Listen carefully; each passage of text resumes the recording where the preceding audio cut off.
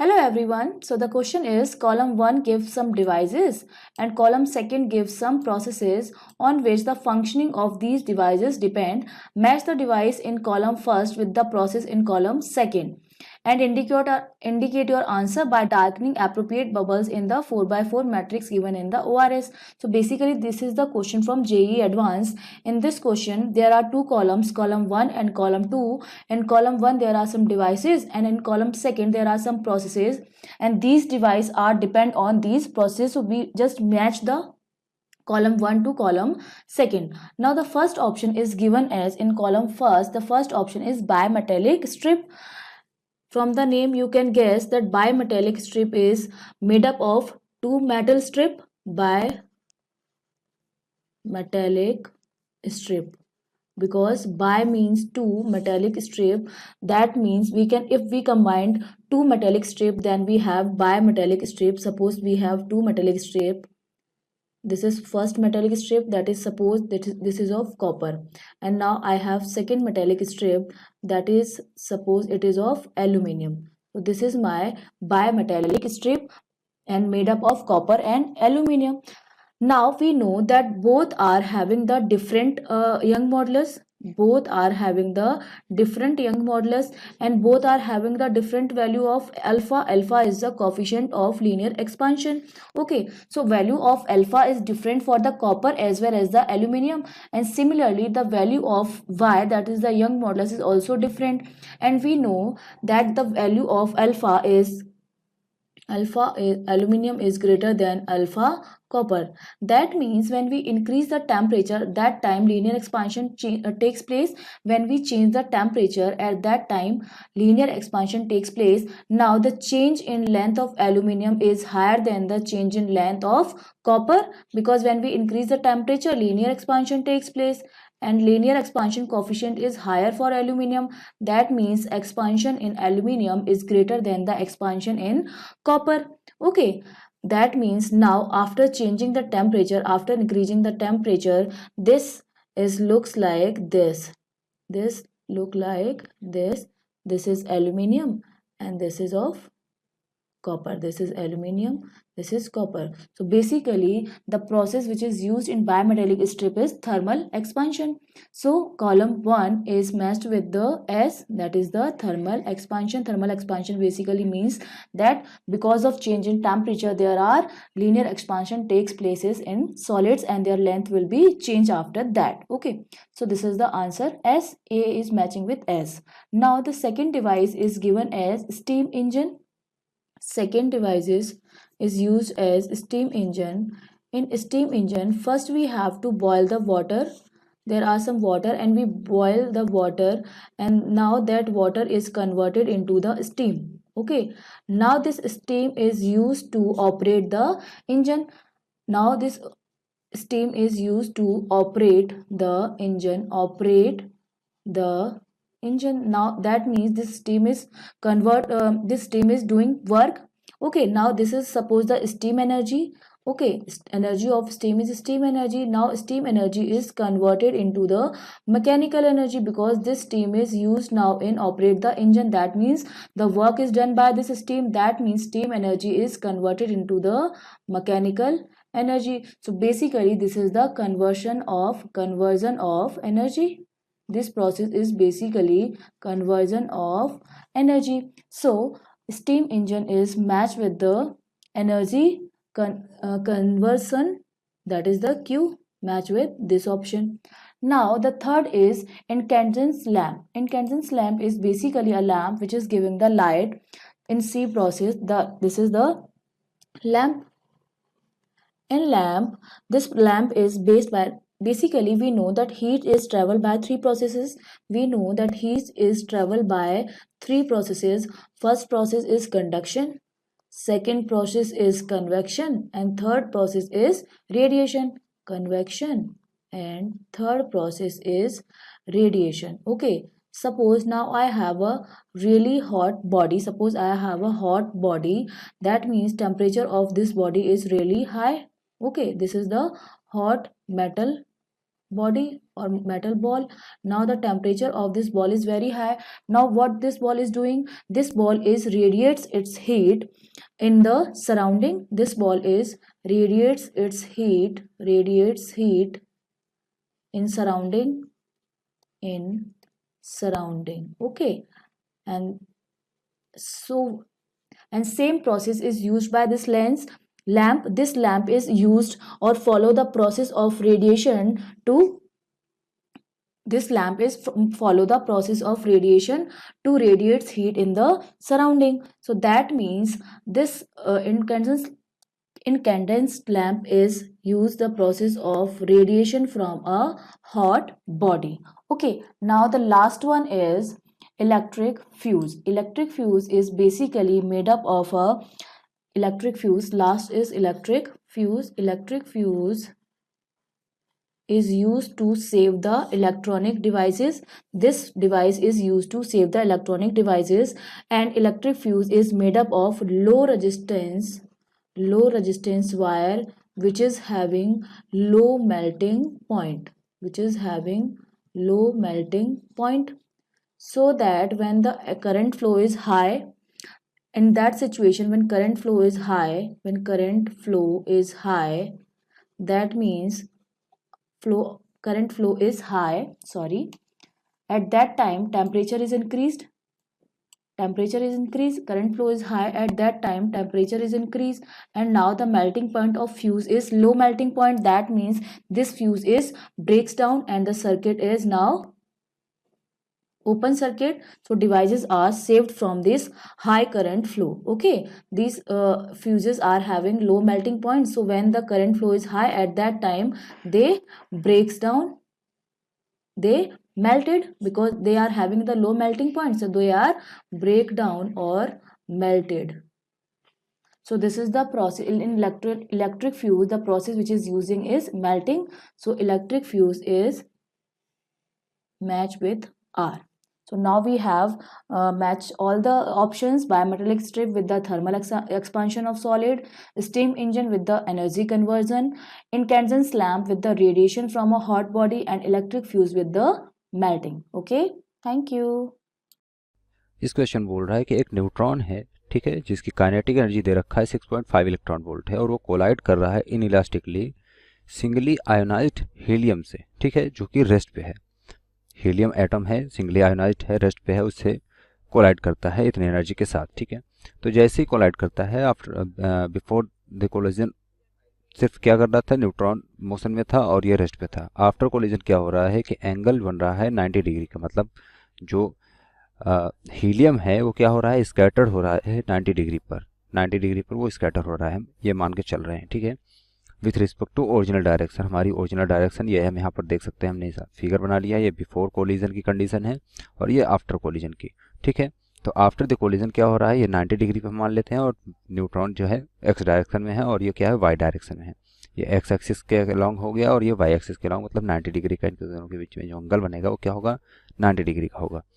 तो यहाँ पर बोल रहा है फाइंड द मिनिमम, तो यहाँ पर दो क्वेश्चन है, फर्स्ट और सेकंड, ठीक है, दोनों क्वेश्चन है, दोनों के अलग अलग ऑप्शन है। यहाँ पर हमने एक लाइन ड्रॉ करके यहाँ पर देख लिया, दोनों तरफ ऑप्शन अलग अलग लिख लिए। फर्स्ट के लिए बोल रहा है find minimum allowed value of energy of neutron. तो न्यूट्रॉन की जो मिनिमम अलाउड वैल्यू होगी आफ्टर द कोलिजन, वो क्या होगी, ये हमें फाइंड आउट करना है। और साथ ही हमें ये बताना है कि इसमें मिनिमम वैल्यू बतानी है किसकी, न्यूट्रॉन की, और इसमें मैक्सिमम अलाउड वैल्यू बतानी है हीलियम एटम की। हीलियम एटम की मैक्सिमम अलाउड वैल्यू जो होगी वो क्या होगी, ये हमें बताना है, ठीक है। सो यहाँ पर देखें अगर, तो जो न्यूट्रॉन है, न्यूट्रॉन और अगर हीलियम की बात करें तो हीलियम क्या है, 4 टाइम्स ज़्यादा है इसके मास से। मतलब हीलियम क्या होता है, हीलियम का एटॉमिक नंबर क्या होता है, Z इक्वल टू होता है 2। मतलब इसमें जो नंबर ऑफ न्यूट्रॉन और प्रोटॉन की बात करें तो कितने हो जाएंगे, 2 + 2 कितने हो जाते हैं, 4 हो जाते हैं। इसका मतलब एटॉमिक मास क्या होता है, 4 होता है। तो अगर न्यूट्रॉन और प्रोटॉन को हम ये मान लें कि दोनों सेम मास हैं, तो कितने हो जाएंगे, इसमें 4 न्यूट्रॉन इक्वल होते हैं। तो इसका मास जो होगा क्या होगा, लेट्स से इसका मास क्या है, 4m है और इसका मास m है, ठीक है। इसका m मास हो गया और इसका क्या मास हो गया, 4m मास हो गया। इसका भी यहाँ पर क्या हो गया, 4m मास है और यहाँ पर इसका मास क्या है, m है। ये n मतलब न्यूट्रॉन है, हीलियम आयन यहाँ पर हम देख सकते हैं इस तरह से, और ये 90 डिग्री का एंगल बन रहा है, इस तरह से 90 डिग्री का एंगल बन रहा है, ठीक है, आफ्टर द कोलिजन। ये वाई डायरेक्शन है हमारी और ये क्या होगी, एक्स डायरेक्शन है। तो हम ये मान के चल रहे हैं कि पहले वो एक्स डायरेक्शन में ट्रेवल कर रहा था न्यूट्रॉन, एंड देन वो कोलाइड किया किसके साथ, हीलियम के साथ, जो कि रेस्ट पर था, u इक्वल्स टू 0 है इसका, ये u के साथ कर रहा था, और उसके फाइनल जो वेलोसिटीज होंगी आफ्टर द कोलिजन वो क्या होगा, न्यूट्रॉन की v1 होगी और हीलियम की v2 है वेलोसिटी, हम मान के चल रहे हैं यहाँ पर, ठीक है। हम दोनों के लिए अब निकाल लेते हैं मोमेंटम, कंजर्वेशन ऑफ मोमेंटम अगर यहाँ पर अप्लाई करें, ठीक है। तो कंजर्वेशन ऑफ मोमेंटम जो होगा, कंजर्वेशन ऑफ मोमेंटम अगर यहाँ पर अप्लाई करें तो हम यहाँ पर देख सकते हैं अलोंग एक्स एक्सिस, क्योंकि दो हम देख सकते हैं यहाँ पर एक्स एक्सिस और वाई एक्सिस, दो एक्सिस में हमारा जो पार्टिकल है वो डिवाइड हो रहे हैं, मतलब डिस्ट्रीब्यूट हो रहे हैं, एक तरह से हम बोल सकते हैं, दोनों तरफ, एक एक्स एक्सिस में चला गया और एक वाई एक्सिस पर। तो यहाँ पर अगर देखें, और पहले भी वो किस में था, बिफोर कोलिजन किस में था, एक्स एक्सिस के अलोंग था, ठीक है। तो यहाँ अलोंग एक्स एक्सिस में पहले देख लेते हैं, तो ये हो जाएगा अलोंग एक्स एक्सिस। अगर देखें तो यहाँ पर क्या होगा, एम यू पहले था हमारे पास, ठीक है। यहाँ पर अगर फिगर में देखें तो पहले क्या था, एम था और यू था, और ये इक्वल होगा किसके, ये हमारा इक्वल होगा 4m, क्योंकि मास हीलियम का कितना है 4m, तो 4m हो जाएगा into v2 cos theta. X axis के अलॉन्ग क्या है कंपोनेंट, कॉस थीटा है, और इसी तरह से आप देख लेंगे तो ये हो जाएगा along y axis. Along y axis की बात करें तो आफ्टर द कोलिजन देखेंगे तो v1 इस डायरेक्शन में है और v2 वाई एक्सिस पे है, ठीक है। तो ये हो जाएगा हमारा m v1 इक्वल्स टू हो जाएगा 4m v2 साइन थीटा के। तो ये इक्वेशन फर्स्ट हो गई हमारी और ये इक्वेशन सेकंड हो गई। अब यहाँ पर देखें तो m से m कैंसिल आउट हो जाएगा, या इसको इक्वेशन अभी ना बोल के इसको हम इस तरह कर सकते हैं। यहाँ से अगर देखें तो ये आ जाएगा u इक्वल्स टू हो जाएगा हमारा 4v2 कॉस थीटा के, जो कि इक्वेशन फर्स्ट हम इसको बोल सकते हैं, और इस तरह से v1 आ जाएगा हमारे पास 4, या 4 भी यहाँ पर कैंसिल आउट कर सकते हैं, इसको 4 का भी कंसिडर कर लेते हैं इसमें। ये हो जाएगा 4, सॉरी m से m कैंसिल आउट हो रहा है, 4 कैंसिल आउट नहीं होगा, तो ये हो जाएगा 4v2, ये हो जाएगा साइन थीटा के। तो ये हमारा इक्वेशन सेकंड हो गया। अब हम क्या करेंगे, यहाँ पर इन दोनों इक्वेशन को स्क्वायर करके ऐड कर लेते हैं, ठीक है। स्क्वायर करके ऐड करेंगे मतलब क्या हो जाएगा, ये इस तरह से बन जाएगा u square plus v1 square equals to हो जाएगा हमारा, स्क्वायर करेंगे तो क्या हो जाएगा 4 4 जा 16 इंटू v2 स्क्वायर, और इंटू हो जाएगा sine square theta plus cos square theta, कितना आ गया 1 हो जाएगा, ठीक है। तो हमारे पास आ गया 16 v2 स्क्वायर के। अब इसमें हम करते हैं मल्टीप्लाई बाई, यहाँ पर हम कर सकते हैं इसमें multiplying by half m on both side, ठीक है, बोथ साइड, दोनों साइड में हम हाफ m से मल्टीप्लाई कर रहे हैं। हाफ m से मल्टीप्लाई करेंगे तो ये हो जाएगा हमारा इक्वेशन जो बनेगा, ये हो जाएगा half m u square plus ये हो जाएगा हाफ m v1 स्क्वायर, और इक्वल्स टू हो जाएगा हाफ m इंटू क्या है ये 16 v2 स्क्वायर के, ठीक है। तो हमारे पास ये इक्वेशन आ गई, लेट्स से इक्वेशन थर्ड, ठीक है। अब इसको यहाँ पर छोड़ के हम देखते हैं, यहाँ पर एक चीज़ हमें बताई गई है क्वेश्चन में कि उसकी एनर्जी कितनी थी, इनिशियल एनर्जी कितनी है न्यूट्रॉन की 6.5 के, एक्चुअली 6.5 नहीं 65 होगा, एक्चुअली यहाँ पर हम मिस प्रिंट है आई थिंक, सो यहाँ पर होगा 65 इलेक्ट्रॉन वोल्ट। उसकी एनर्जी कितनी है 65 इलेक्ट्रॉन वोल्ट की, मतलब हमारे पास मिल गया यहाँ पर अगर देखें तो हमारे पास आ गया हाफ m u स्क्वायर जो है इसकी वैल्यू मिल गई है, और ये कितनी है 65 इलेक्ट्रॉन वोल्ट, मतलब इनिशियल एनर्जी है, ठीक है। ये क्या है हमारे पास इनिशियल एनर्जी है। सो अब हम इसकी वैल्यू अगर यहाँ पुट कर दें, या इसको अब यहाँ पुट ना करके अब मान लेते हैं, अब हम यहाँ पर ये देख लेते हैं कि ये तो इनिशियल एनर्जी होगी, जो फाइनल एनर्जी हो रही है वो क्या है हमारे पास, ये भी हम देख लेते हैं, ठीक है। तो फाइनल एनर्जी की बात करें तो फाइनल एनर्जी में क्या होगा, उनकी वेलोसिटी चेंज हो चुकी है, मतलब न्यूट्रॉन की वेलोसिटी v1 हो गई है और हीलियम आयन की एनर्जी कितनी हो गई है v2 हो गई है। तो उनकी जो एनर्जी होगी, लेट्स से काइनेटिक एनर्जी की बात कर रहे हैं तो ये kn करते हैं, ठीक है, काइनेटिक एनर्जी ऑफ न्यूट्रॉन मतलब आफ्टर द कोलिजन, ये क्या हो जाएगी हाफ m V1 स्क्वायर, जो कि यहाँ पर हम देख सकते हैं हाफ एम V1 स्क्वायर, और ये हो गई। और काइनेटिक एनर्जी ऑफ हीलियम अगर देखें तो ये क्या हो जाएगी, ये हो जाएगी हाफ, और m की जगह क्या आ जाएगा 4m, ठीक है, और इनटू हो जाएगा V2 स्क्वायर। तो यहाँ पर देखेंगे तो ये 2 से अगर इसको कैंसिल आउट करेंगे तो कितना आ जाएगा 8 आ जाएगा, और इंटू V2 स्क्वायर। सो अब इन दोनों वैल्यूज़ को अगर यहाँ पुट कर दें यहाँ पर इस इक्वेशन थर्ड में, ठीक है, इक्वेशन थर्ड में पुट करें इन सभी वैल्यूज़ को, तो क्या हो जाएगा, हमें वैल्यू जो मिलेगी वो इस तरह से आ जाएगी फ्रॉम थर्ड इक्वेशन से।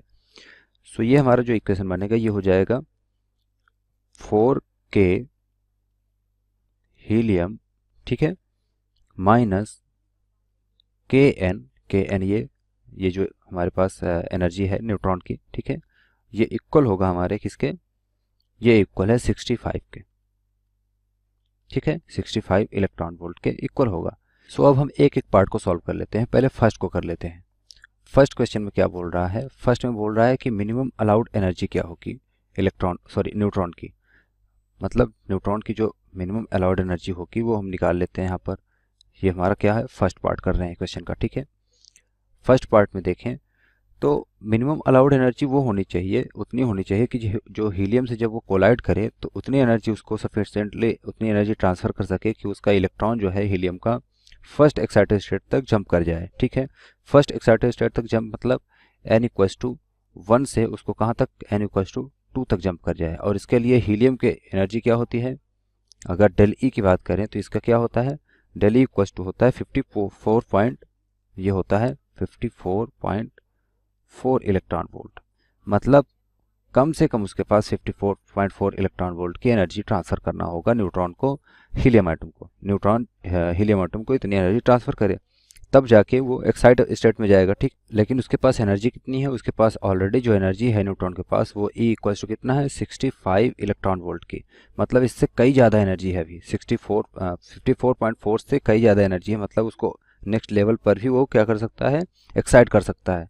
तो हम मान लेते हैं कि जो ट्रांजिशन हो रहा है वो n=1 से n=2 ना होकर कहाँ हो रहा है, n=n में हो रहा है, ठीक है। ट्रांजिशन कहाँ हो रहा है,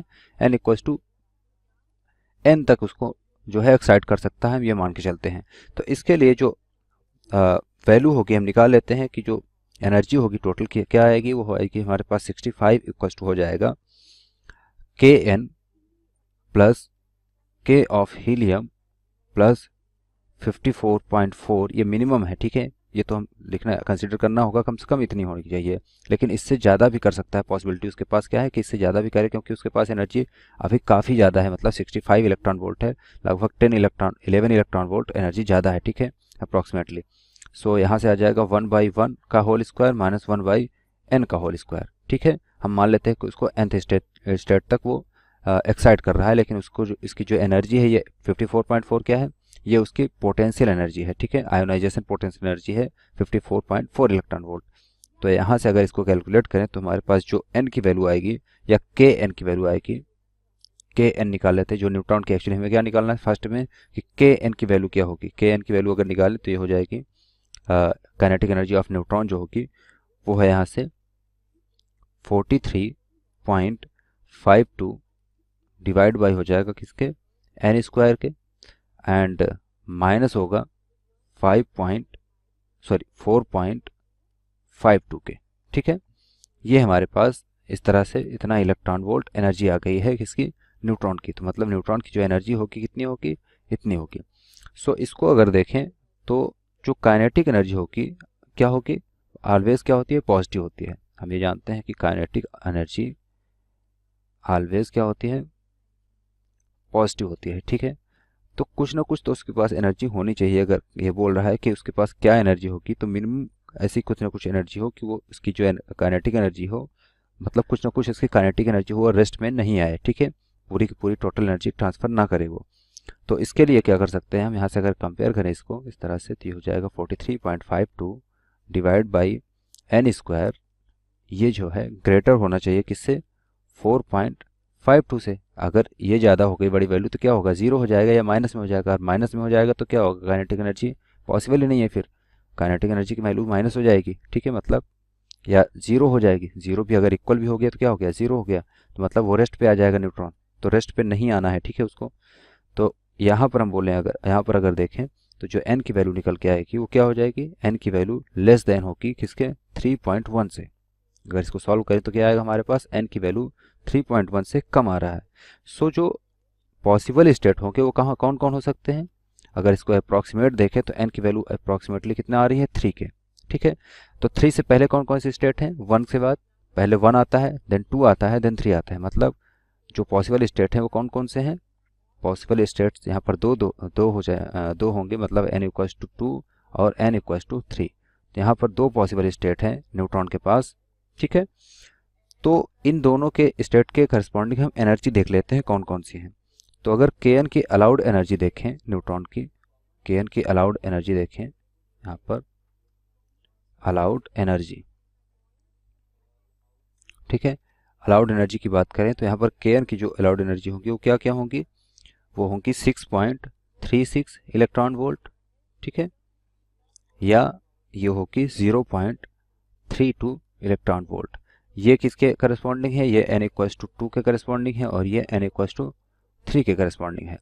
तो यहाँ पर दो वैल्यूज़ हमें मिल गई हैं और हमसे पूछा गया था, इस क्वेश्चन में पूछा गया था कि मिनिमम अलाउड वैल्यूज़ कौन सी होगी, ठीक है। इसमें क्या पूछा था, मिनिमम अलाउड एनर्जी क्या होगी। तो मिनिमम के अगर बात करें तो मिनिमम इसमें से कौन सी वैल्यू है, मिनिमम है 0.32। तो हमारा जो आंसर होगा वो क्या होगा, जो न्यूट्रॉन की मिनिमम अलाउड वैल्यू होगी वो क्या होगी, 0.32 इलेक्ट्रॉन वोल्ट की। तो हमारा जो ऑप्शन होगा, देखते हैं कौन सही है। ऑप्शन हमारा जो बी है 0.32 इलेक्ट्रॉन वोल्ट, ये क्या होगा, राइट ऑप्शन होगा। मतलब आफ्टर द कोलिजन जो मिनिमम अलाउड वैल्यू होगी न्यूट्रॉन की वो आएगी हमारे पास 0.32 इलेक्ट्रॉन वोल्ट की। इसी तरह से हमारे पास दूसरा क्वेश्चन है, दूसरे क्वेश्चन में पूछ रहा है कि मैक्सिमम अलाउड वैल्यू क्या होगी, एनर्जी क्या होगी हीलियम के लिए, ठीक है। आयोनाइज्ड हीलियम के लिए क्या होगी वो हम यहाँ पर देख लेते हैं, ठीक है। तो अब हम हीलियम के लिए मतलब पार्ट बी सॉल्व करते हैं। पार्ट बी को अगर देखें हीलियम के लिए, तो हीलियम के लिए भी अगर उसी तरह से जो n की वैल्यू तो सेम आएगी, n की वैल्यू क्या होगी, 2 या 3 होगी। मतलब वो भी जो है रेस्ट पे नहीं हो सकता, n की वैल्यू क्या होनी चाहिए, n की वैल्यू यहाँ पर भी 2 है, उसके पास भी 2 पॉसिबिलिटी होगी, या तो 2 होगी या तो 3 होगी। तो यहाँ पर अगर हीलियम के लिए देखें यहाँ से, जैसा कि के हीलियम यहाँ पर लिखा हुआ है, ठीक है। तो उससे उसके अगर देखें तो ये के हीलियम जो आएगा वो आ जाएगा हमारा, उसके पास 2 पॉसिबिलिटी, मतलब कौन कौन सी होंगी, ये होगी 17.82 इलेक्ट्रॉन वोल्ट, ठीक है। हीलियम के एनर्जी लेवल्स की बात कर रहे हैं, ठीक है। ये किसके करस्पॉन्डिंग है, ये n इक्वल्स टू 2 के करस्पॉन्डिंग है, ठीक है। और दूसरा क्या है, दूसरा होगा 16.33 इलेक्ट्रॉन वोल्ट, 33 इलेक्ट्रॉन वोल्ट के, जो कि n इक्वल्स टू 3 के करस्पॉन्डिंग एनर्जी आई है, ठीक है। तो यहाँ पर पूछा था मैक्सिमम एनर्जी कौन सी होगी, अलाउड एनर्जी, ठीक है। तो मैक्सिमम अगर देखें तो कौन सी हो रही है, 17.82 इलेक्ट्रॉन वोल्ट, जो कि n इक्वल्स टू 2 के करस्पॉन्डिंग है। ये जो है के काइनेटिक एनर्जी ऑफ हीलियम जो होगी उसकी वैल्यू होगी, ठीक है। मतलब मैक्सिमम वैल्यू क्या हो रही है, अगर 16.33 और 17.82 में देखें तो 17.82 ज़्यादा है, इसलिए मैक्सिमम एनर्जी होगी, ठीक है। तो ऑप्शन में हम अगर देखें तो ऑप्शन हमारा कौन सही होगा, 17.84, ये हमारा डी ऑप्शन होगा, ठीक है। तो इसके लिए हमारा डी ऑप्शन और इसमें बी ऑप्शन दोनों करेक्ट होंगे। और यही हमसे पूछा था कि इसमें मैक्सिमम वैल्यू क्या होगी हीलियम की और इसमें मिनिमम वैल्यू क्या होगी, काइनेटिक एनर्जी क्या होगी न्यूट्रॉन की, ठीक है। तो हमने दोनों पार्ट को सॉल्व कर लिया।